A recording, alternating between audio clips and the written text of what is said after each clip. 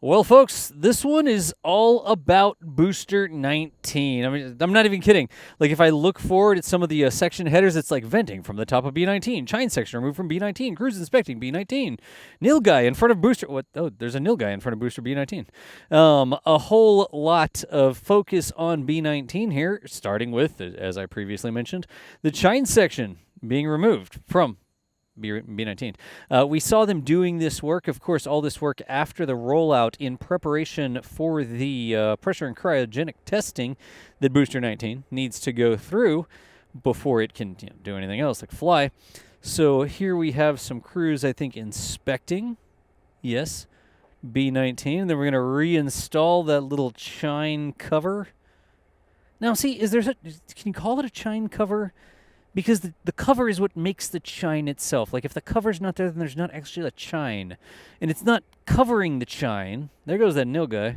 A weird horse, deer, camel, llama-looking thing. It doesn't really look like a llama. Is that a baby? That was like a little one. Look at that. It's like the three Nilgai. Like Mama Nilgai and Papa Nilgai and little baby Nilgai. Here, we're going to see if the porridge is just right for Booster 19. You like that? On the first bit of a test, if I am not mistaken, this wasn't the full test. This may have just been a pressure test, and we see that sometimes.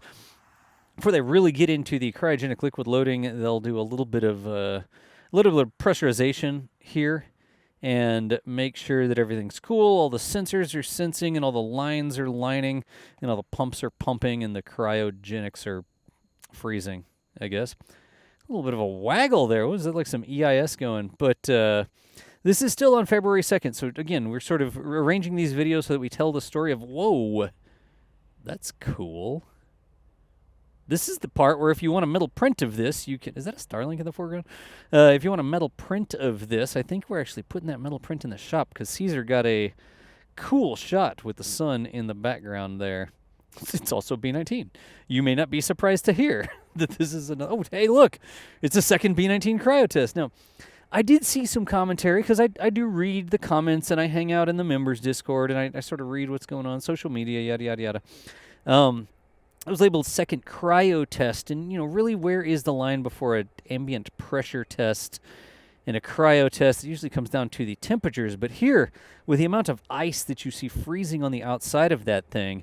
definitely that thing is getting a little frosty because it's freezing the atmosphere on the outside. Wow, we're going to fix that little mic pop there, sorry.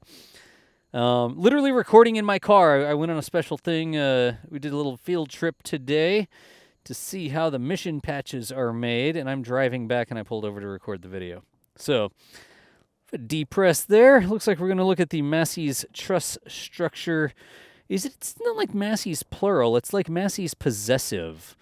There wasn't like multiple Masseys gun ranges, range-I, rangeorum, whatever. How do you conjugate range? It was Masseys gun range, like Massey owned the gun range. I really do think there should be an apostrophe there, but that sounds like one for the managing editor to sort out. I just talk over the videos. Here we've got some 39.1 pressure testing with instructions to look for the discoloration. Wow, that was subtle. Oh, you can scroll that back and see if you want to see that discoloration that happened on the tank. Got some structure cap sort of stuff being moved off of there. Well, that ain't a cap getting cut off. That's B18.3 getting cut in half. It was cut above the lower dome. Did you see that crane? The little load spreader thing? Blowing in the wind? Here's the top of B18 rolling back from Masseys to the production site. What is this SWIP? Wow, those are some crisp pictures from Caesar. Look at that. The strut hot staging ring. It's more of a hot staging crown of struts now. Some SPMTs. This is right at where Masseys, plural. No, not plural, Masseys possessive way meets Highway 4. Here we've got from our river view. This is one of the automated cameras catching that piece rolling back. This is going to be, this is highway? That's weird. Those trees are in the foreground. That might have been highway because we moved that one camera over to get better shots of the testing. That's right. That's why that tree was in the way. And we see it sort of skedaddling back around the mega bays there.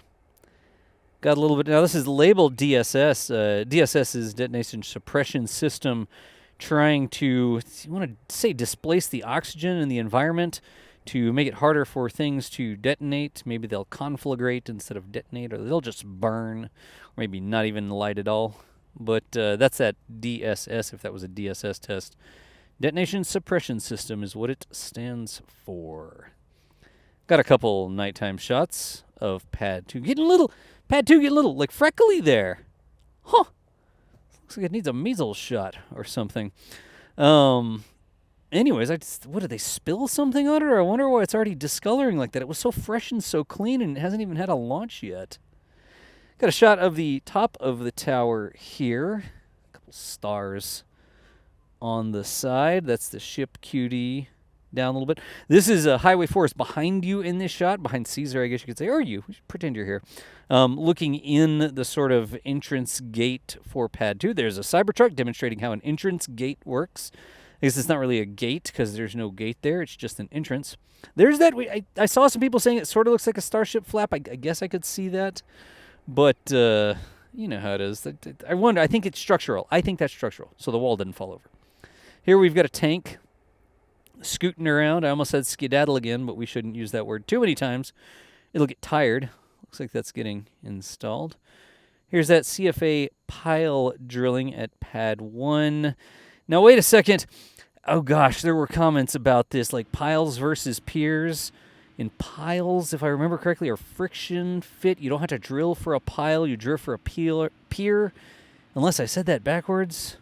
There's a big rebar cage that gets lowered into it. Are we going to see this lower in, or is this just sort of stop motion hanging out? A little waggledy. Oh, look in the background. Look at the Gigabay construction. Scroll back and look at that Gigabay. That's actually really cool in the background there. Here we've got a cement mixer. Ah, yes. Expanding past the bollards. Land swap. SpaceX got a little bit more room over here. Oops. Did his hard hat get blown off? So SpaceX did a land swap and got a little bit more land here to expand the launch site. Mostly going to be used for staging areas, additional GSE, and I think some methane production out there. But you can see that they're starting to prepare the area for that expansion. It looks like they've already taken bollards out there, and then they're digging this little foundation for a wall there. Now, remains to be seen exactly how tall this wall is. It's maybe going to be about the same size as the other thing. So will it impede views a little bit? Perhaps, but there are sand dunes. I'm not really too worried about the wall being around there. It seems pretty normal for a facility such as this to have a security wall around the outside. I don't really think anybody should have a problem with that, but we'll see as it goes in. We'll be watching that construction over there. It's really curious because before the land swap, this was like a protected area. You were not supposed to be driving around in this area at all. Trump! Just grab it and pull the bollard out. Those things go in deeper than I thought. There's like no mechanized access to protect this sort of sensitive environment here. SpaceX needs it, I guess, so it's no longer sensitive, and it's going to get bulldozed so that they can put rocket launch pad facilities here. Such is the way of progress. You know, this is a little sliver. And if you look over to the left, I wish we had a shot, there's like hundreds of yards more of that same sort of environment to the left. So it's not like they're particularly short on it out there. That was just always like you could walk over there and look around, but you couldn't drive around four-wheelers or anything like that. That tank looks like a marshmallow that was left over the fire for too long. That random piece of equipment, I don't have anything clever to say about it. Looks like an old microwave. It doesn't really look like an old microwave, though. It looks like an ice machine at a Motel 6. So here is the ASU... Look, I have fun doing these. There's the ASU Coldbox getting lifted up, verticated. I don't like the word upended. I think that sounds silly. I like verticated. It sounds cool and technical. But whatever. It's just stood on its end. And see some piping and stuff like that. Of course, the air separation unit, the air separation plant is coming along. We'll see more plumbing happening over there. I think here we got the parade of nose cones happening. So there's a nose cone that was going into a mega bay. Here's another nose cone. I alluded to this at the beginning when I said that it was all about B19, but there's nose cones too. Ship 45's nose cone. There's that robotic arm. It really is cool to see those robotics arms going when they're in action. Ship 42's nose cone. Now with forward flaps installed. It's like, now with forward flaps. 100% more flaps installed on this flap vehicle. Whatever. A lot of scaffolding around there. You can see some tiles in the background there as well. We're going to hop over and see Ship 43's nose cone. Very clean there. That one's way, I guess, earlier in the production cycle. Is that the right way to say that? Ship 46's nose cone, also so fresh and so clean.